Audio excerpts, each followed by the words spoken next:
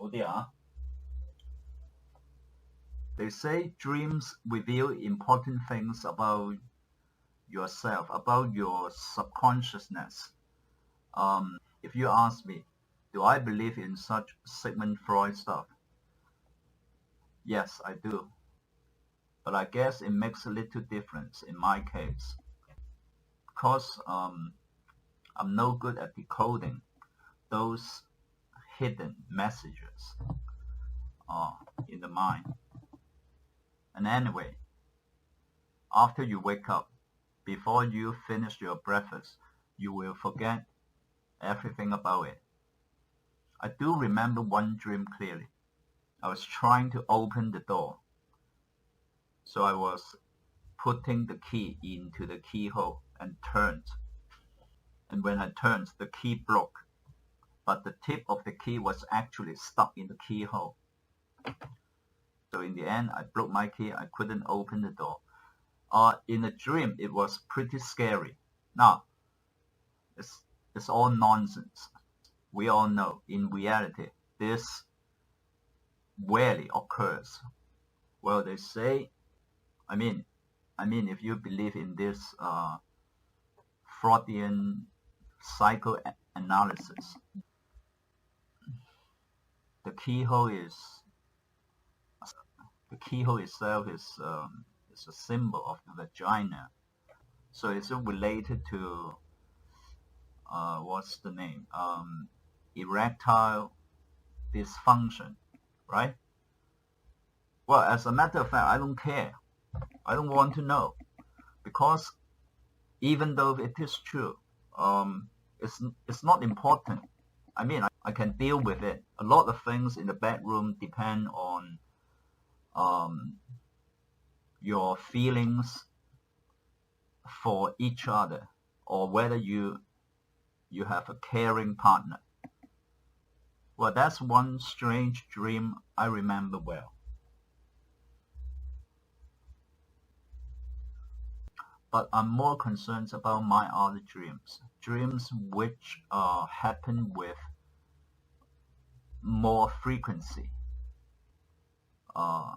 recurrent dreams. I wouldn't say they were nightmares, but they left me feeling unwell after I woke up.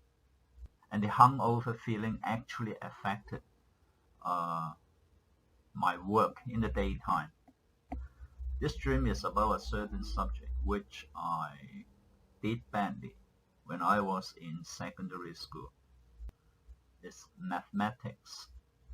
I went to a very good secondary school, and everyone except me was very good at math.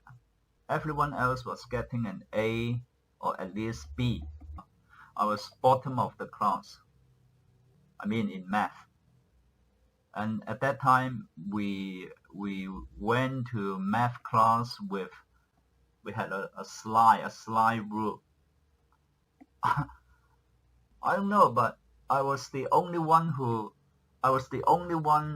in the whole class who didn't know how to use the slide rule, and I was deeply ashamed about it.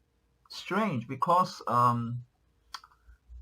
no one taught me. So everyone seems to have the knack of using the slide rule except me.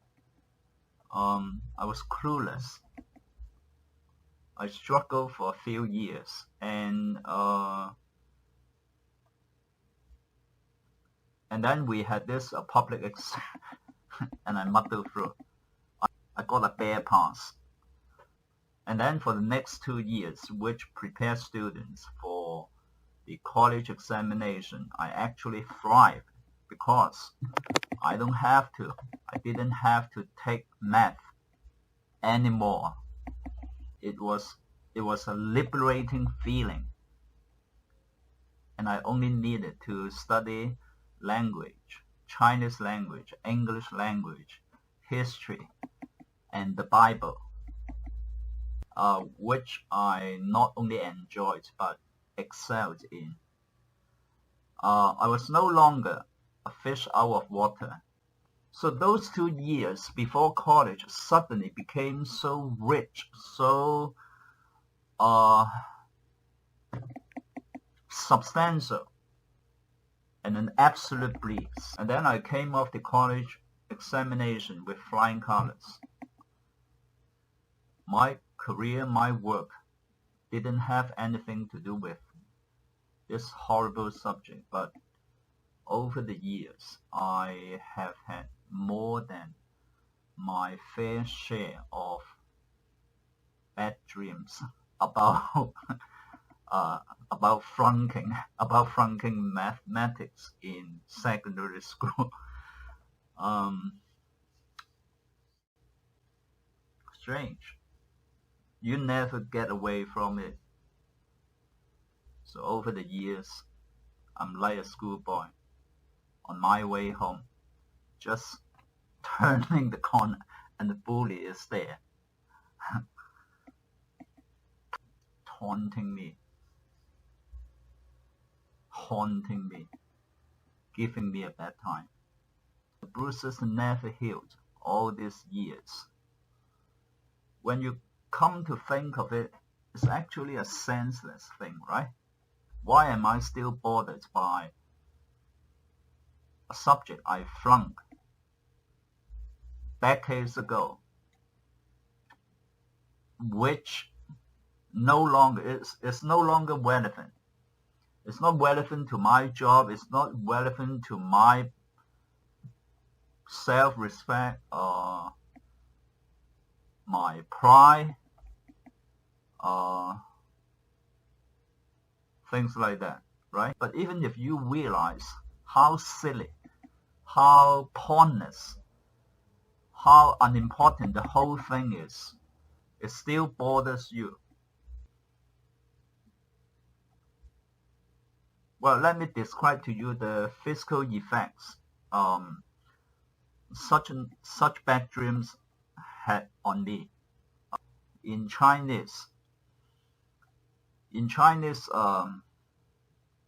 the middle of the eyebrows is called the heart of your brows. I don't know if they have a term in English for this, so I'll call it the heart of the brows, okay? And you woke up,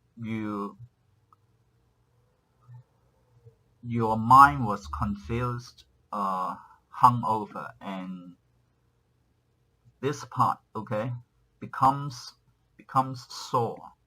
That's why I had this habit of often massaging myself with my thumb.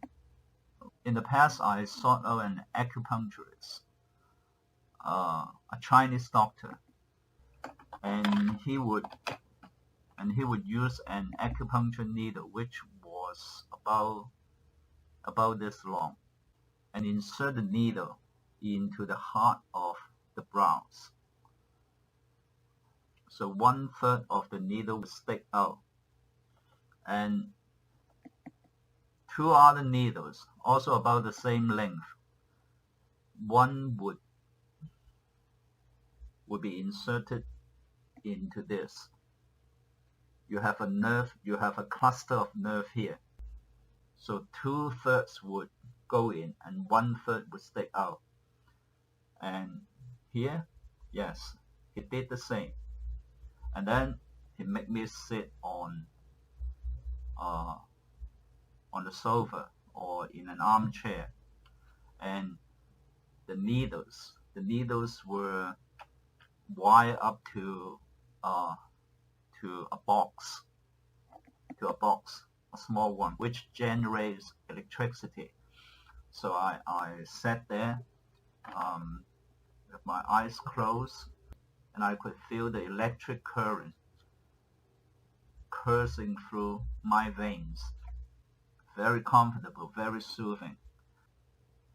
After a session, you get up, your mind is clear. But this doctor retired a few years ago, and since his retirement, I no longer look for another acupuncturist. Even though acupuncture it balances your yin and yang, right? The two different forces in your body. It is invasive. It penetrates into your body. So I said, okay, no acupuncture, no more acupuncture, no problem. I'll chase this sense of well-being, this wellness feeling in other ways. Like sometimes I do meditation, which I don't have much success. Okay, so finally, what do I learn from my recurrent dreams?